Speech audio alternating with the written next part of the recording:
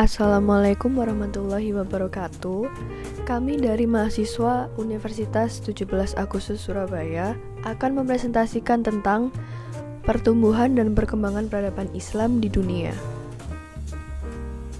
Perkembangan agama Islam sejak 14 abad silam turut mewarnai sejarah peradaban dunia. Bahkan, pesatnya perkembangan Islam ke barat dan timur membuat peradaban Islam dianggap sebagai peradaban yang paling besar pengaruhnya di dunia.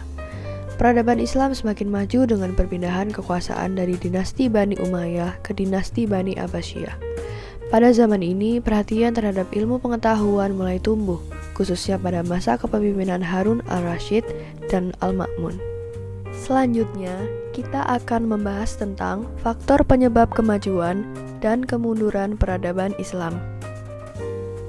Faktor penyebab kemajuan peradaban Islam. Kemajuan ini disebabkan pada orientasi peradaban yang diarahkan pada kemajuan ilmu pengetahuan dan bukan pada ekspansi perluasan wilayah. Keterbukaan Islam terhadap peradaban bangsa lain membuat Islam semakin maju dan tinggi dalam hal peradaban. Faktor penyebab kemunduran peradaban Islam.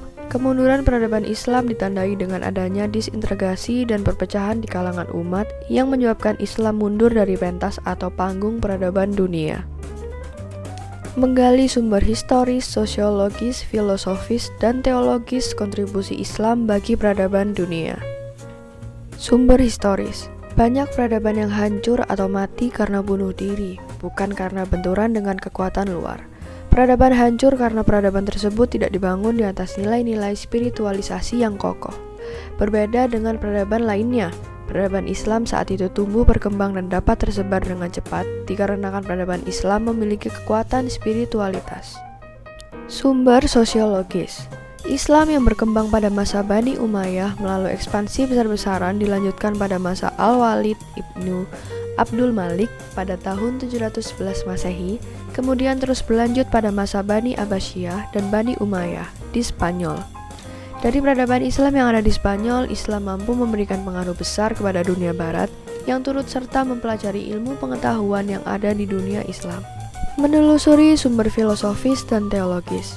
Semangat para filsuf dan ilmuwan Islam untuk mengembangkan ilmu pengetahuan tidak lepas dari semangat ajaran Islam yang menganjurkan para pemeluknya belajar segala hal, sebagaimana perintah Allah dalam Al-Quran dan hadis Nabi Muhammad.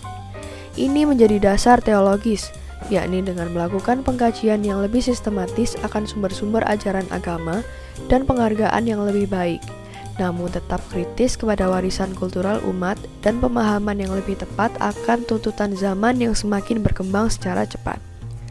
Membangun argumentasi tentang kontribusi Islam bagi peradaban di dunia.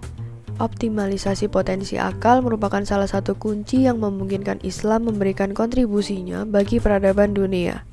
Jika kita bicara tentang peradaban, apalagi peradaban dalam konteks yang amat modern, maka kita sedang berhadapan dengan binatang yang amat besar dan kompleks.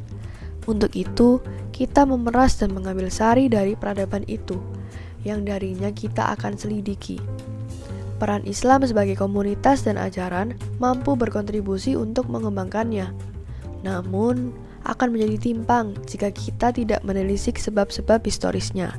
Karena bagaimanapun, komunitas Islam klasik kala itu yang tidak bisa disebut sedikit, menerima ilham dari Al-Quran dan As-Sunnah, hanyalah satu pihak dari berbagai pihak yang bekerja sama dalam mengembangkan peradaban yang maju.